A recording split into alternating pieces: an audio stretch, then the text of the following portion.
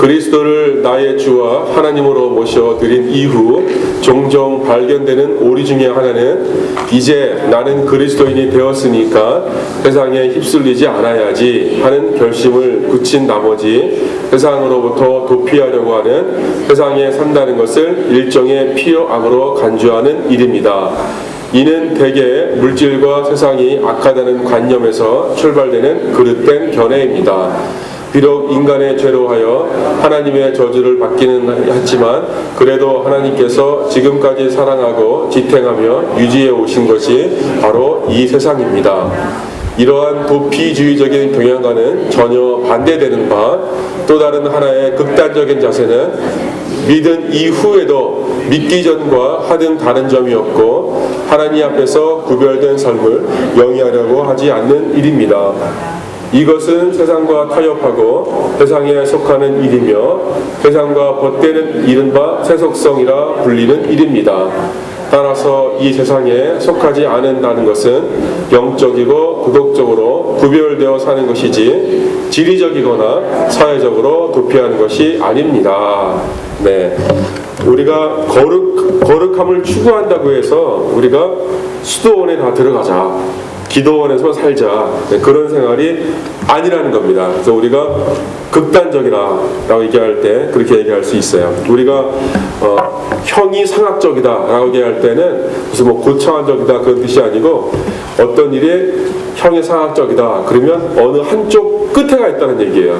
그러니까 우리가 거룩을 형이 상학적인 거룩으로 생각을 하면 세상과 결별된 그런 생활을 생각할 수가 있어요. 우리가 그런 것은 신학적인 용어로 형이상학적 거룩함이라고 그래요. 이거는 너무 거룩한 것만 추구해서 그냥 세상과 이렇게 분리되어 있는 그런 삶이에요. 그리고 그렇지 않고 또 반대로 구원받았음에도 불구하고 세상과 똑같이 그런 살아가는 사람이 있어요. 이것은 형이 하학적 거룩함이죠. 전혀 거룩함에 대한 모습을 갖고 있지 않은 거예요. 그래서 형이 상학이다, 형이 하학이다 그러면 양쪽 끝으로 갔다 그런 것인데요. 근데 우리가 추구하는 거룩은 그게 아닙니다. 밸런스가 있는 거예요. 좌로나 우로나 치우치지 않고 같이 있는 거예요. 자, 거룩함을 추구하는데 여러 가지 오해가 있는데요. 세상에 대한 도피주의자, 수도원 가는 거, 그러니까 우리 교회에 얘기하면 기도원 가는 거죠. 기도원에만 머물러 있는 거. 타협주의자, 이분론, 이렇게 여기 있었다 저기 있었다 양쪽으로 왔다 갔다 하는 사람들, 그런 사람들은 아니라는 거예요. 또 기독교적 삶에 대한 몰이해, 또 주님 대신 영성, 하나님 나라 여기에 대한 잘못된 인식이 있으면 거룩함을 오해할 수 있어요. 또 그리스도의 자유에 대해서 또 오해하면은 또 막 나갈 수 있어요. 그래서 오늘 그리스도의 자유가 거룩함이 그 사이에 어떤 밸런스가 있는지 한번 우리가 알아보는 시간입니다. 자, 구원받은 성도는 죄로부터 율법으로부터 자유롭게 되어 있죠. 그렇죠? 그러니까 율법으로부터 자유롭게 되었다고 해서 율법을 무시하거나 지키지 말아라 그런 뜻이 아니에요. 율법은 구원과는 관계가 없습니다. 그렇죠? 그렇지만 우리가 율법을 통해서 복음의 빛을 드러날 수 있어요. 구약의 이사야서에 보면은 성도가 이방의 빛으로 드러나게 되어 있어요. 이방의 빛을 보고 이방에 있는 이방 족속들이 그 빛을 보고 하나님 앞으로 나아오는 역사가 생깁니다. 그렇기 때문에 율법은 복음을 증거하고 또 공의를 세우는 데 중요하죠. 또 하나님을 향하여 또 이웃을 향하여 살도록 우리가 부르심을 받았다는 거예요. 여러분, 속세를 떠나서 기도원에 산속에 들어가 있는데 이웃을 위해서 우리가 뭘 할 수 있을까요? 우리가 이웃과 떨어져서는 살면 안 되는 거예요. 이웃을 향해서 그들 가운데 들어가야 되는 거야. 그리고 무질서, 무책임, 방종, 이것은 자유가 아니에요. 제가 신앙생활 처음 할 때 될 대로 되나지 뭐 이런 마음이 항상 있었는데 우리 그리스도인들은 될 대로 되나지 그러면 안 돼요. 이것은 운명적으로 내맡기는 거기 때문에 우리 그리스도의 삶은 운명에 맡겨서는 안 돼요. 하나님에게 맡겨야지, 하나님에게 기도하고 간구함으로 맡겨야지 될 대로 되나지 뭐 그냥 뭐 운명대로 살지 뭐 이거는 그렇지 않아요. 그래서 운명에 맡긴다는 거, 또 자유롭게 산다는 거, 방종한다는 거, 그것은 다 잘못된 겁니다. 자, 그리스도인의 삶의 원리를 이제 알아보는데요. 성경에 명확히 제시되지 않은 것들이 있어요. 오락하는 거, 그 다음에 운동하는 거, 취미생활하는 거, 또 시간을 보내는 거, 이런 것들 우리가 어떻게 절제하며 살아야 될까요? 제가 중학교 때 처음 신앙생활을 하게 됐어요. 그때는 이제 컴퓨터는 없었고, 이제 50원짜리 코인 넣고 이렇게 게임기에 앉아서 게임하는 것이 유일한 낙이었어요. 그래서 어떻게 하다가 동전이 몇 개 생기면 학교에서 이제 귀가하는 길에 오락실이 딱 두 군데가 있어요. 학교 앞에 한 번, 집에 임박해서 한 번 딱 두 군데가 있어요. 근데 거기를 동전이 없으면 그냥 지나가는데 동전이 있을 때 그 오락실을 들어가지 않는 게 굉장히 힘들더라고요. 그래서 어떻게 그 50원짜리가 생기게 되면 거기를 지나가는데 몇 번을 왔다 갔다 해요. 이게 한번 하고 그때 이제 막 갤럭시, 갤러그 막 나오고 막 벽돌치기 막 이런 거 처음 나왔을 때 그거를 한번 이렇게 하고선 더블 드래곤이라는 게임이 있었어요. 더블 드래곤 아시는지 모르겠어요, 여러분들. 막 퍽퍽 가는 건데요. 이거 끝을 이제 갈 때까지 할 수가 있어요. 끝을 가는데 제가 끝을 한 5번을 가본 것 같아요. 50분 앉아가지고 하는데 50원 넣고 50분 동안 하면 굉장한 수준이죠, 그렇죠? 그 더블 드래곤이 막 아른아른 거리는 거예요. 야, 근데 거기서 거기를 지나가려고 하는데 어렵더라고요. 근데 교회를 나가는데 전사님이 절대 오락하면 안 된다는 거예요. 근데 이게 쉽게 끊어지지 않더라고요. 그래서 이제 게임을 하자니 양심에 꺼리 끼고 너무 안 하자니 오락실이 그립고 그래서 타협을 했죠. 이제 뭐 일주일에 한 번만 하리라 뭐 이런 식으로 타협하면서 그런 시간들을 지냈었는데 이거 뭐 오락실 몇 번 가라, 뭐 술 먹지 말아라, 담배 피지 말아라, 뭐 이런 거 성경에 명확하게 사실 정해져 있다고 말할 수 없어요. 또 우리가 삶의 모든 영역 가운데에서 칼로 탁 베듯이 뭐만 해라, 뭐만 하지 말아라 이렇게 주신 말씀이 사실은 없어요. 또 우리가 이런 애매모호한 그런 상황, 또 그런 생활 가운데에서 어떻게 말씀을 그 가운데 세우고 지킬 것인가, 그러면서 거룩함을 유지해갈 것인가, 이런 고민들, 이런 지혜가 필요합니다. 그래서 거룩함을 추구한다는 것은 이런 지혜를 배우는 거예요.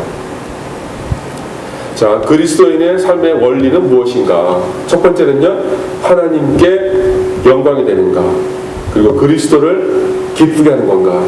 그러니까 우리가 원리를 가지고 자기 삶의 영역을 적용을 해야 돼요. 그러니까 우리는 말씀의 원리를 가지고 적용해서 그 원리가 어떤 이에게는 맞을 수도 있지만 어떤 이에게는 적용하기 힘든 부분도 있어요. 근데 그것이 여러분들 어느 개인뿐만이 아니고요, 교단마다 다르고요, 또 교회마다 다릅니다. 크게는요, 교단마다 많이 달라요. 크게는 예를 들면 뭐 방언의 문제도 그렇죠, 그렇죠? 우리 장로교회에서는 공식적으로는 방언은 폐해진 거예요. 초대교회 이후로는 방언이나 예언은 없어요. 공식적으로는 그렇지만 그냥 암묵적으로는 다 하죠. 그 순복음교회에서는 또 방언이 또 구원받은 표시로 나타난다고 믿고 있어요. 그래서 방언하지 못하면 구원이 없는 것처럼, 또 제가 다니고 있던 그리스도 교회에서는 세례가 중요해요. 침례교도 마찬가지죠. 침례가 중요해요. 그래서 세례는 또 아니라는 거예요. 침례교회에서는 약식으로 하는 거는 세례가 아니다. 그래서 만약에 그런 분들이 침례교회에 오면 권하지는 않지만 침례를 받도록 분위기를 이렇게 만들어가죠. 이거는 약식이다. 약식 세례는 뭐 큰 의미가 없다. 그래서 침례를 받도록 유도해가죠. 목사님이 매번 설교하는데 그거 안 받을 수 있겠어요? 어느 순간에는 침례를 받죠. 근데 침례, 세례, 또 우리 성만찬은 제가 한 번도 안 했지만 성만찬 할 때 한 떡을 뗄 것이냐, 떼어져 있는 떡을 먹을 것이냐, 여러분 이게 아무것도 아닌 것 같은데요, 그것 때문에 교회가, 교단이 갈라집니다. 부활절 후드를 이게 목사님들 걸죠. 이게 스토리라고 그러죠. 부활절 스토리를 무슨 세월을 할 것이냐. 하얀 세월을 하는 교단이 다르고 보라색 하는 교단이 달라요. 교단마다 달라요. 여러분 그게 아무것도 아닌 것 같은데요. 그것 때문에 교단이 갈라졌다는 거. 여자 집사가 필요한가 안 필요한가. 이것 때문에 미국 장로교가 북장로교, 남장로교가 갈라졌다는 거. 아무것도 아닌 것 같아요. 그까지 한번 알려주는 건데 뭐. 근데 그것 때문에 교단이 갈라져요. 1000교회, 500교회가 다 갈라져요. 여러분 사소한 것이 어느 때는 사소하지 않을 수도 있어요. 근데 우리가 그런 문제에 우리가 어떻게 그것을 해결할 것인가. 그것은 바로 뭐냐면 원리를 가지고 적용하는데요. 그 원리가 적용하는 이보다 조금씩 다르다는 거. 그래서 우리가 교회에서는요, 다르다는 걸 인정해 주는 게 굉장히 중요해요. 부부간에도 같은가요? 부부간에도 다른 거는 평생 다를 수밖에 없어요. 부부는 나이 들면 닮아간다고 그러는데 그러지 않을 수도 있는 거죠, 그렇죠? 그럴 때 우리가 어떻게 원리를 가지고 적용할 것인가. 첫 번째 원리가 뭐냐면 그것이 하나님께 영광이 되는가 안 되는가. 그것을 먼저 생각해 보자는 거야. 교회에 십자가가 있는 거 없는 거 우리한테는 그게 뭘 중요해 이렇게 할 수 있는데 십자가가 있음으로 해서 교회가 더 잘 되는 분들은요 그 십자가가 없으면 안 되는 거죠. 그렇죠? 십자가가 있으면 좀 우상 보는 것 같다. 그런 분들은 교회에서 십자가를 떼야 되겠죠. 그런 분들이 교회 못 오니까 교단을 가르고 다시 교회를 세우는 거예요. 그래서 이제 갈라지는 거죠. 자, 고린도전서 10장 31절을 보니까요. 그런즉 너희가 먹든지 마시든지 무엇을 하든지 다 무엇을 위해서 해라? 하나님의 영광을 위해서 해라. 네. 하나님의 영광이 되면 하세요. 그것이 뭐든지. 그렇죠? 나와있죠? 제 말이 아니라 말씀에 나와있죠? 네. 하나님의 영광이 되면 먹든지 마시든지 무엇을 하든지 하세요. 무엇이 포함될지는 여러분들의 자유. 무엇을 하든지 하나님께 영광을 돌릴 수 있으면 하세요. 제 얘기가 아니고요. 조목사가 그러더라. 조목사가 담이 필요해. 무엇을 하든지 거기에 포함될지도 모르지만 무엇을 하든지 하나님께 영광을 돌리면 해라. 바울이 한 얘기죠. 네. 자, 그 두 번째 원리. 덕이 되는가 그리고 형제에게 걸림돌 되는가를 판단할 수 있어야 돼요. 고린도전서 8장 13절에 보니까 그러므로 만일 음식이 내 형제를 실족하게 한다면 나는 영원히 고기를 먹지 아니하여 내 형제를 실족하지 않게 하리라. 여러분 내가 먹을 자유도 있고요. 먹을 수도 있고요. 내가 양심에 아무 꺼리낌이 없어요. 그런데 혹이라도 그것을 보는 다른 형제가 다른 자매가 상처받을 수 있으면 그 앞에서 안 먹고 안 하는 게 좋죠. 그렇죠? 나에게 할 자유가 있지만 또 하지 않을 수 있는 자유도 같이 있다는 거. 그렇게 해서 원리는 덕이 되는가 형제들에게 걸림돌이 되는가 항상 우리가 생각을 해야 한다는 겁니다. 이것이 지혜입니다. 세 번째는요, 자기 양심에 꺼리끼는가. 그러니까 우리가 신앙 양심에는 성령님께서 우리 안에 계시기 때문에 그 양심이 꺼리낀다는 것은 성령님께서 아파하신다는 거거든요. 근데 그 양심에 꺼리끼는 일을 굳이 해야 되는가? 하지 말라는 거죠. 양심에 꺼리낄 일이 있으면. 그리고요, 생활에 간증이 되는가. 저는 이 부분을 여러분들이 동그라미 쳐서 꼭 실천했으면 좋겠어요. 생활의 간증이라는 게 뭘까요? 내가 경험한 하나님, 내가 체험한 하나님, 또 내가 느낀 신앙의 사례들이 있어요. 이런 것들을요, 여러분만 갖고 계시지 말고 다른 사람들에게, 만나는 사람들에게 얘기해 주세요. 그것이 간증이에요. 제가 전도를 해보니까요, 사형리, 뭐 글씨 뭐 글 없는 책, 또 무슨 뭐 다리 전도, 제가 여러 가지 걸 가지고 다 전도 활동을 다 해봤는데 보니까 그거 가지고는 전도가 잘 안 되더라고요. 그래서 제가 그걸 다 포기하고요. 그러니까 제가 또 전도 폭발이기 뭐 전도 세미나를 많이 다니면서 자료들을 얻어가지고 적용해봤는데 안 되더라고요. 근데 제가 어느 순간에요, 야 커피 먹자, 커피 한잔 마시고 있는데 커피 먹으면서, 이게 안 믿는 친구예요. 커피 먹으면서 제가 이제 목사로서 겪는 또 교회 일, 가정의 일, 또 삶의 또 생업을 하면서 느끼는 일들을 작은 얘기하면서 내가 뭘 느꼈는지, 뭘 깨달았는지 얘기하기 시작했어요. 근데 이 친구들이 저의 그 생활 얘기를 들으면서 이 친구들이 마음을 열더라고요. 나도 옛날에는 신앙생활을 했었는데 그런 일이 있었어, 이렇게 얘기를 하더라고요. 그 목사님들끼리 얘기를 할 때에도, 목사님들이 이제 뭐 대부분 모이면 무슨 뭐 이렇게 교회 욕하고 뭐 장로님 욕하고 뭐 집사님들 뭐 호박식하고 뭐 이런 일들도 목사님을 똑같이 다 해요. 목사님들끼리 모이면요, 그때 뭐 김장로 말이야, 뭐 그래서 여러분 목사 씹는 것처럼 저희들 다 모이면 뭐 김지사 다 씹어요. 그런 맛에 이제 월요일날 다 이제 풀죠. 이제 식사하면서 다 똑같아요. 근데 가만히 보면요, 이게 목사님들이 당한 또 겪은 어려움들이 있잖아요. 근데 그 생활의 어려움들이, 교회의 어려움들이 사실은 별게 아니거든요. 그러니까 여러분들이 예를 들면 목사님이 내가 인사를 했는데 안 받아줬다, 그럼 상처받잖아요, 그렇죠? 근데 목사들도요 똑같이 상처받아요. 저는 그런 거 거의 무덤덤한데 어느 목사는 오늘 와가지고 막 씩씩거려요. 뭐 무슨 일이 있어? 그냥 아니 어디 김지사가 내가 악수하는데 딴 데 보고 악수를 하는 거야. 그래서 뭐 아니 그게 뭐라고, 뭐 그거 앞에 삐져가지고 이러면서 그런 거 가지고 얘기해요. 삐져가지고. 근데 그런 걸 들어주고 얘기하면요, 그게 마음이 회복이 돼요. 근데 그것이 바로 생활의 간증이죠. 그렇죠? 여러분 그런 간증들을요 하기 위해서 사람들을 일부러 만나세요. 여러분들 생업에 지치고 어렵고 그런 거 분명히 있어요. 그렇죠?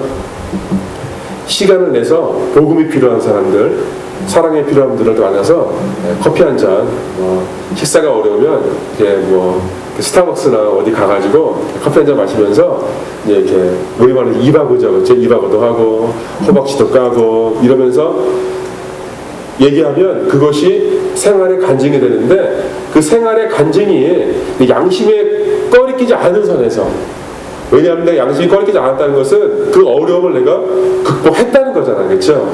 아직 극복하지 않고 아픔이 있으면 말하기 어렵잖아요. 근데 그런 어려움들이 극복이 됐기 때문에 나눌 수 있는데, 그런 나눔을 통해서 그 영혼들을 살 수 있다는 거예요.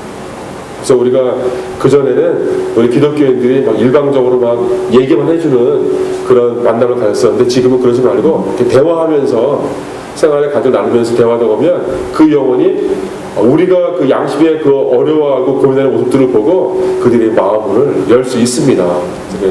전도의 모습으로 활용하면 좋을 것 같아요. 사도행전 24장 16절을 보면요, 이것으로 말미암아 나도 하나님과 사람에 대하여 항상 양심의 꺼리낌이 없기를 힘쓰나이다. 여러분 양심의 꺼리끼는 일은요 하지 마세요. 양심의 꺼리끼면요 기도가 안 됩니다. 양심에 꺼리끼면요 말씀이 들어오지 않습니다. 왜냐하면 성령님께서 이게 벌써 성령님께서 이미 상처받고 계시기 때문에 이게 은혜가 들어오지 못해요. 그래서 양심에 꺼리끼는 일은 피하시는 게 좋습니다. 자, 결국 주님께서 큰 계명으로 주신 10계명을 완성시킨 사랑의 법을 따라 책임 있는 행동을 해야 합니다. 내 마음과 뜻과 정성을 다하여 내 하나님을 사랑하라, 내 이웃을 내 몸같이 사랑하라는 바로 우리 주께서 원하시는 세상을 사는 기독교인의 원리입니다. 여러분 이 세상을 우리가 살아가는 이유는요, 사랑하기 위해서 우리가 살아가는 거야. 그래서 기독교인들한테 누가 당신은 왜 살아? 라고 물어보면요, 나는 사랑하기 위해 살아 라고 얘기할 수 있어야 돼요. 그게 낯간지럽고 좀 그렇지만 여러분 사랑하기 위해서 사는 거예요. 사랑받기 위해 태어났지만 사랑하기 위해서 살아가는 거예요. 여러분, 사랑을 주기 위해서 여러분들이 지금 구원받은 이후에 바로 죽지 않고 천국에 가지 않고 지금 살아 있는 거예요. 여러분이 경험한 은혜, 그 사랑 퍼주세요. 나누어 주세요. 그거 하기 위해서 여러분들이 존재하는 겁니다. 즉, 그래서 하나님께는 영광이 되느냐, 사람에게는 유익과 기쁨을 주느냐, 이거 십자가의 원리죠. 수직으로는 하나님께 영광, 수평으로는 이웃에게 기쁨, 평화, 이것을 끼치는 생활을 해야 한다는 거예요. 자, 덕을 세운다는 것은 곧 자유를 누리는 건데요. 양심에 따라 행한다. 사랑에 따라 행한다. 이것은요, 두 종류의 신자가 공존하는 오늘의 교회 안에서 아주 신중한 태도를 가져야 되는데요. 여러분, 지금의 교회는요, 두 문화, 투 컬처라는 이 컨셉이요, 신학적으로나 또 사회학적으로 굉장히 중요하거든요. 제가 나중에 시간 있으면 이제 두 문화에 대해서 뭐 특강을 할 기회가 있겠지만, 우리 교회가 기본적으로 크게 두 문화 가운데 있어요. 바울은 음식물을 부정적으로 보지 않았어요. 술, 또 이방 신의 제단에 드린 음식물, 이런 것들을 부정하게 보지 않았어요. 그러나 음식물이 우리가 성령 안에서 정결한 마음과 선한 양심을 따라 살고자 노력할 때에야 바로 사용될 수 있다는 거예요. 선한 양심을 갖고 살고자 노력할 때, 그때 비로소 올바로 사용될 수 있는데요. 자, 고린도서 8장 9절을 보면요, 거기에 이제 구원을 이루는 자유로운 삶의 원리가 나와 있는데요. 같이 읽어봅니다. 고린도서 8장 9절 시작. 그런즉 너희의 자유가 믿음이 약한 자들에게 걸려 넘어지게 하는 것이 되지 않도록 조심해라. 여러분, 우리가 교회 안에 신앙이 자유로운 사람들이 있어요. 근데 저는 신학이 또는 신앙이 좀 자유로운 쪽에 속해요. 그래서 제가 만나서 교제하는 분들을 또 이렇게 똑같은 분들이 많아요. 그래서 조 목사는 조금 풀린 것 같아요. 뭐 이렇게 좀 이렇게 넓다는 거죠. 이렇게 많이 포용하고 넓은 반면에 많은 목사님들이 좁지요. 뭐 좁아요. 좁음들이 많아요. 그런데 그 자유가 믿음에 약한 자들에게 걸려 넘어지게 하면 하지 말아야죠. 그렇죠? 자, 그리고요, 고린도전서 9장 19절을 보니까요, 같이 읽어볼까요? 시작. 내가 모든 사람에게서 자유로우나 스스로 모든 사람에게 종이 된 것은 더 많은 사람을 얻고자 함이라. 여러분, 우리가 이 원리를 배워야 돼요. 우리가 자유로울 수 있지만 스스로 종이 되는 거예요. 그래서 어떻게 돼요? 많은 사람을 얻는다. 많은 사람을 구원으로, 교회로 이끌기 위해서 그렇게 하는 거예요. 내가 주일 빠지고, 예를 들면 뭐 낚시 갔다, 내가 주일을 빠지고 어디 갔다, 놀러 갔다, 그래도 사실은 누가 뭐라 할 사람 아무도 없어요.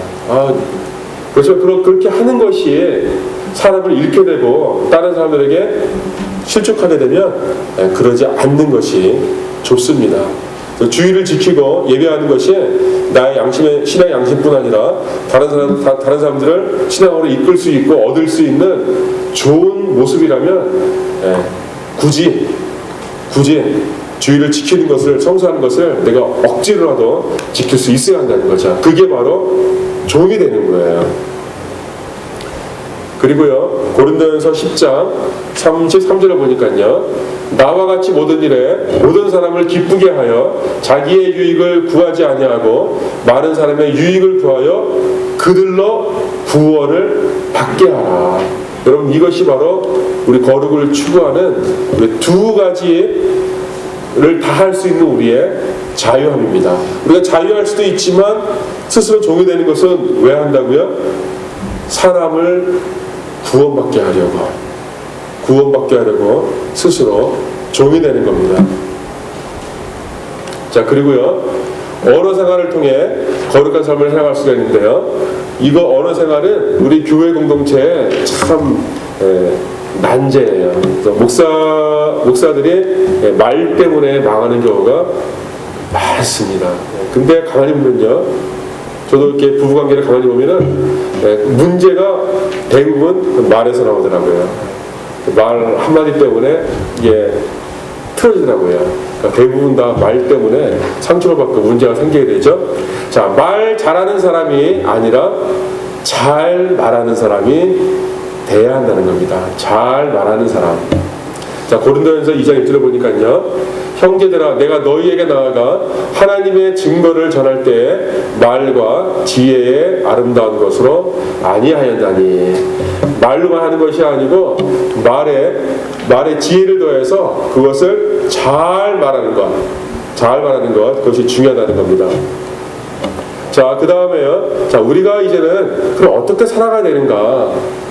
거룩한 생활을 하기 위해서 첫 번째는요, 그러니까 나시린을 우리가 마음속에 두는 게 필요합니다. 나시린이 뭐냐면요, 남자나 여자가 특별한 서원을 하는 건데요, 그것은 뭐냐면 자기 몸을 구별하여서 여호와께 드리려고 포도주와 독주를 멀리하는 거예요. 그리고 머리를 기르죠.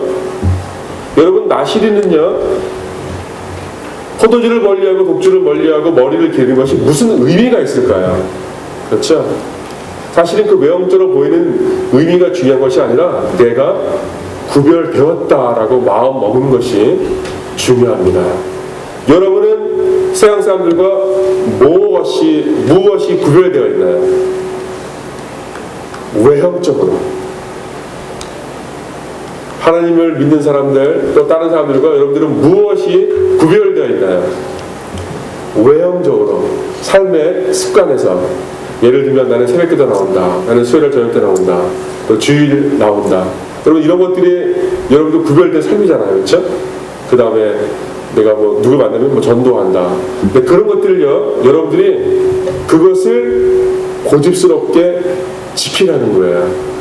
그러니까 나실이 되었다. 그것은요, 내가 그것을 지킴으로 내가 거룩한 모습을 갖겠다는 거예요. 여러분, 그 프란시스코가 성자, 그분이 평생을 누더기 옷만 입고 길거리에 자고 거룩함을 유지하며 살아가죠. 거지처럼.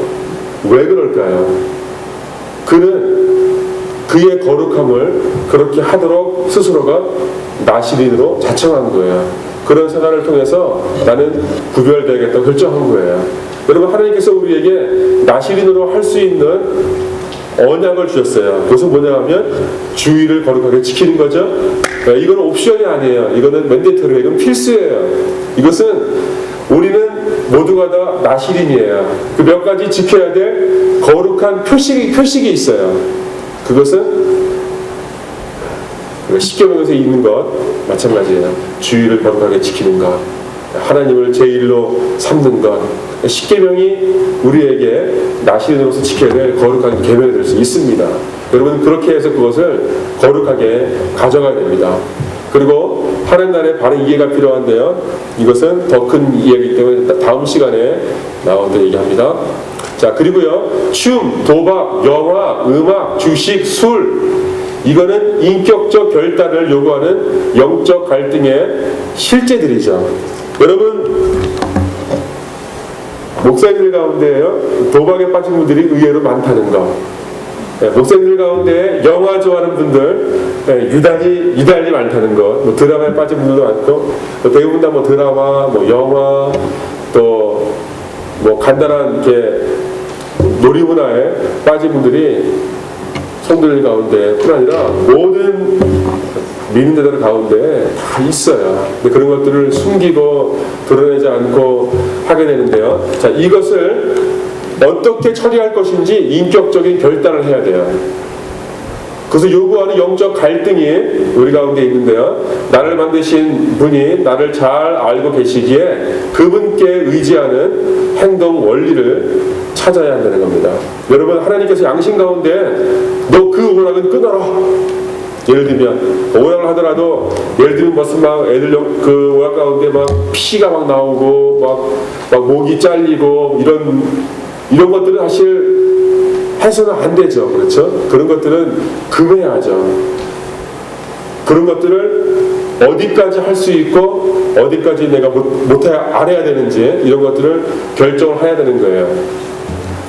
그리고 주일 성수에 대한 우리의 태도를 통해서 이 원리를 실천해 봐야 되는데요. 우리가 주일을 지키기로 결정을 했죠, 우리가.